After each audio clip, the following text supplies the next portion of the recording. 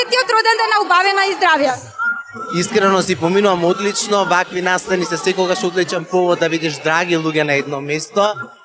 Им го честитам роденденот, им посакувам уште многу успешни години работа. Они се еден медиум кој трае покрај сите овие Инстаграм, рилови и се останато што оди онлайн како нели пишан медиум, така да им честитам и им посакувам уште многу години успешна работа. Можеме да кажеме дека они слават 18-ти роден ден и тоа е нивното полнолетство. Дали ти текнува тебе на твоето полнолетство и како го прославите?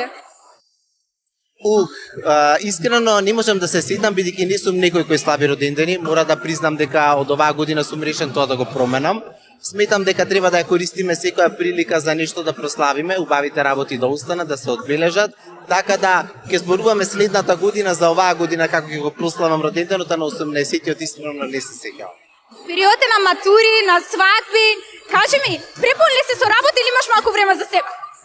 Овој период мајка е нас е секогаш хаотичен, некако се работи без ден за одмарање, меѓутоа е стварно задоволство да се соработува со млади убави луѓе. Матурантките се секогаш предизвики, искрено. После овој месец некако следи онаа сезона на свадби, ние како припрема. Ја добро се припремив, имаме работа, нормално работиме, твориме и се забавуваме во секој случај. Морам јавно да кажам дека Даниел ме спрема, ми ја спрема шминката, ми ја спрема фризурата за секој мој хајпкаст. Да го поздравам и да му кажам дека он е најдобар. Мислам дека тоа сите го знаат. Јас ти благодарам на довербата, ти знаеш колку јас приватно те сакам и те почитувам и ви посакувам многу успеси понатаму. Фала ти премногу, имам уште две кратки прашања за тебе. Тоа е дали знаеш дека Македонија се враќа на Евровизија, какви се твоите мислења и кој мислиш дека е потенцијалниот кој што може да представи Македонија во најубаво свето?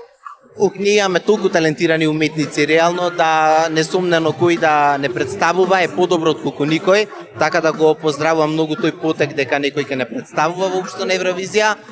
Би рекол Антонија Гиговска.